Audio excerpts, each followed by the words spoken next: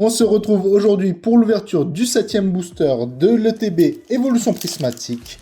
Et on espère enfin avoir une alternative ou une gold dans cette ETB ou bien une Master Ball pour avoir enfin un gros hit. Et donc on est parti pour l'ouverture. Donc je vous donne le code pour ceux qui veulent. L'énergie qui est une énergie sombre. Et on est parti en espérant avoir de la chance dans ce booster.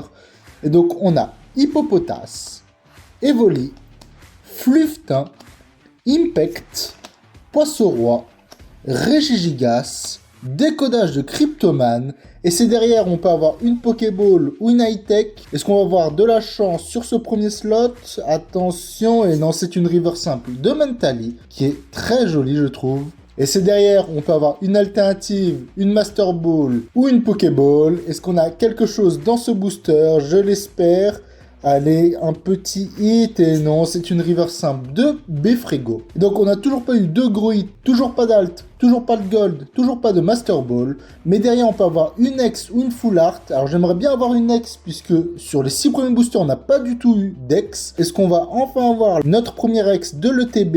Est-ce qu'on va avoir quelque chose derrière? Et oui, c'est une X, et c'est l'ex de Ogerpon, Masque du Puits. Elle est quand même jolie je trouve. Bon, c'est pas la meilleure X de la série, mais elle est très jolie, je trouve quand même. Et elle vaut actuellement ce prix-là. Et sinon, concernant les statistiques de la dernière vidéo, donc on peut voir que sur TikTok, on est toujours au-dessus de 750 vues avec beaucoup de likes et quelques commentaires, quelques partages, ce qui est super.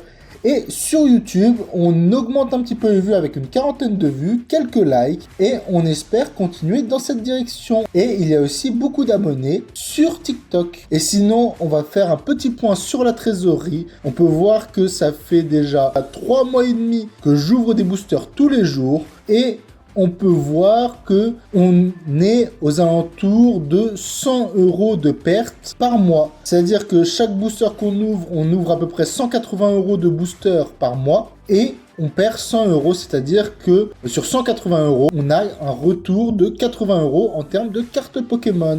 Et on espère avoir quand même un gros hit pour voir ce que ça fait, puisque le plus gros hit qu'on a eu, c'est le Noix de Coco alternative d'Étincelle Déferlante, qui valait 55 € à l'époque, et c'était le plus gros hit que j'ai eu, et j'espère en avoir un plus gros dans les mois à venir. Et donc je vous dis à demain pour une nouvelle ouverture, une nouvelle vidéo. À demain!